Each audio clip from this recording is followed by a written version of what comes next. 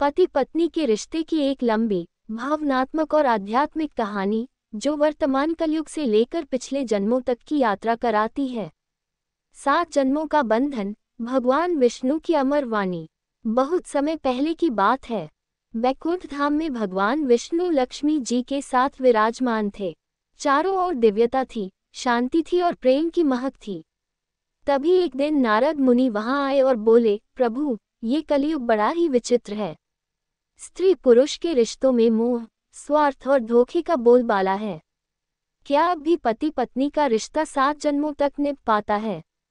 भगवान विष्णु मुस्कुराए। उन्होंने कमल नयन दृष्टि से लक्ष्मी जी को देखा, फिर बोले, नारद, पति पत्नी का रिश्ता केवल शरीर का नहीं, आत्मा का होता है। जब 2 आत्माएं एक विशुद्ध प्रेम में बंधती हैं, तो वो बंधन समय, युग और जन्मों के पार भी साथ चलता है। नारद मुनि ने सिर झुकाकर पूछा, प्रभु, क्या आप कोई उदाहरण दे सकते हैं जो इस कलयुगी मनुष्यों को भी प्रेरणा दे? भगवान विष्णु बोले, सुनो, मैं तुम्हें आरव और वैष्णवी की कथा सुनाता हूँ। ये कथा आज के समय की है, कलयुग की, लेकिन इनकी आत्माएं त्रेतायुग से ही एक दूसरे से बंधी हैं। पहला जन्म त्रेतायुग। त्रेतायुग में वैष्णवी एक तपस्विनी थी और आरव एक वीर योद्धा। वैष्णवी ने बचपन से ही प्रभु राम की भक्ति की थी। जब लंका का युद्ध समाप्त हुआ और प्रभु राम अयोध्या लौटे, तो वैष्णवी ने संकल्प लिया कि वह एक ऐसे पुरुष से विवाह करेगी जो सत्य, धर्म और भक्ति में दृढ़ हो। आरव ने युद्ध में अपार वीरता दिखाई थी और वह भी एक राम भक्त था। दोनों की पहली मुलाकात एक यज्ञ में हुई। जैसे ही उन्होंने एक दूसरे को देखा, दोनों की आत्माएं स्पंदित हो उठी। उसी जन्म में दोनों ने विवाह किया और भगवान के भजन करते करते जीवन बिताया। मृत्यु के समय दोनों ने साथ साथ राम नाम का जाप किया और देह त्याग दी। दूसरा जन्म द्वापर युग। अब द्वापर युग आया। इस बार आरव अरुण नाम के ग्वाले के रूप में जन्मा और वैष्णवी राधा नाम की सुंदर युवती बनी। वे दोनों श्री कृष्ण के गांव वृंदावन में रहते थे। एक दिन दोनों की मुलाकात यमुना तट पर हुई। पहली ही नज़र में दोनों को लगा कि जैसे वे एक दूसरे को सदियों से जानते हैं। राधा और अरुण ने भक्ति और प्रेम में ऐसा जीवन बिताया कि लोग उन्हें संपूर्ण युगल कहने लगे।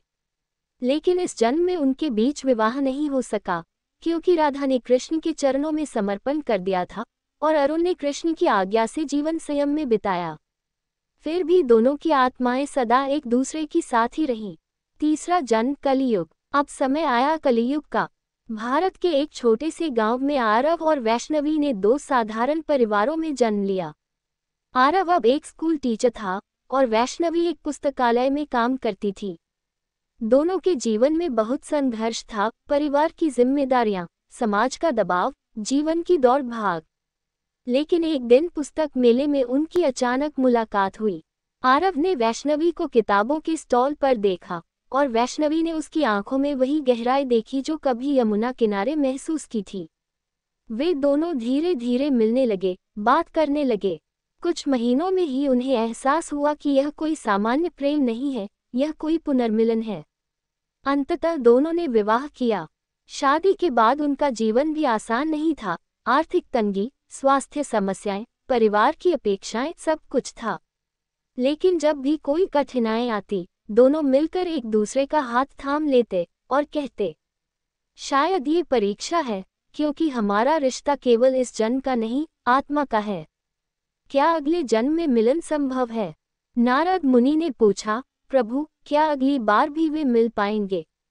भगवान विष्णु बोले, जब पति पत्नी के बीच प्रेम त्याग से हो, सेवा से हो और आत्मा की गहराई से हो, तो वह रिश्ता जन्मों जन्मों तक बना रहता है। हर जन्म में वे एक दूसरे को फिर से खोज निकालते हैं।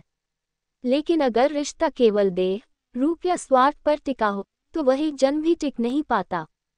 निष्कर्ष तो हे मानवों, कलयुग में भी अगर पति पत्नी सच्ची भावना, परस्पर सम्मान और आत्मिक प्रेम से जुड़े, तो वे अगला जन्म भी साथ बिताते हैं।